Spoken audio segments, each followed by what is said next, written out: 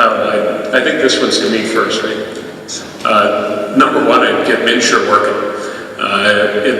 We've got wonderfully competitive plans. You know, the Blue Cross and the Medicas and the health partners are fiercely competitive with one another. They've put some phenomenal products available via MNsure, but if you can't get through the website, you can't buy it. Literally, regardless of what you believe on the rates, we do have the lowest rates in the country. That's the one thing that both Democrats and Republicans agree on, but if you can't access them, you can't buy the plan. So I supported hiring a new vendor. We had an IT vendor that just couldn't get the job done. We fired him. We got a new vendor, and the new vendor now has 99% of the people getting through MNsure successfully and being able to get through the eligibility and buy a plan. In addition to that, I work with the National Federation of Independent Business, not exactly a liberal organization, pretty conservative group, about bringing additional competition into the small business market, where small businesses are able to buy more flexible plans and as a result find plans that fit their employees well and bring down the cost of health insurance. Done. I want to thank Mr. Atkins for being forthright about that.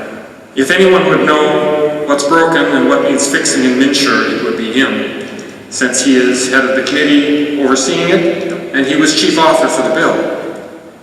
But I have to point out that the promises so far have not been kept, and I see no reason to think that the promises in the future will be kept.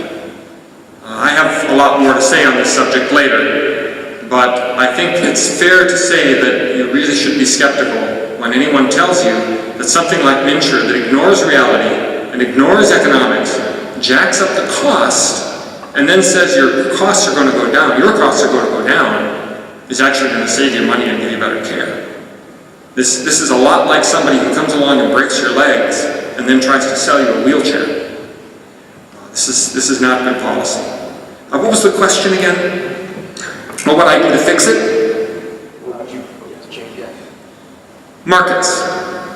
Markets are not optional. They are not something we could try. They exist. They're unavoidable. Markets are why MNsure isn't working. The reason Preferred One, the one with 60% of the customers in MNsure, pulled out is because it's not financially or administratively sustainable. Let's translate that. They don't see any way they're going to make money at it. And administratively unsustainable means they can't work with the MNsure board. They don't see a way to make it go. This is serious problems. Markets work. If you let customers buy things, they drive the price down. Think of LASIK. Think of cosmetic surgery. Anywhere that markets are allowed to work, they do work. And medical care is nothing different. And we agree. Markets work. That's frankly, at the end of the day, all that MNsure really is.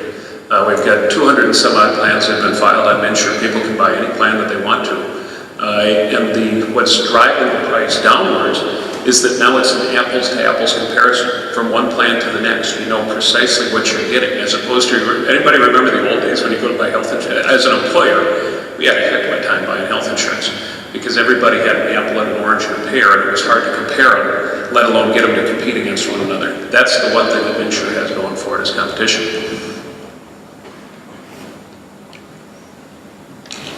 Guessing this is a visitation suite. Yes. Also on the debate team? I'm sorry? Also on the debate team? No.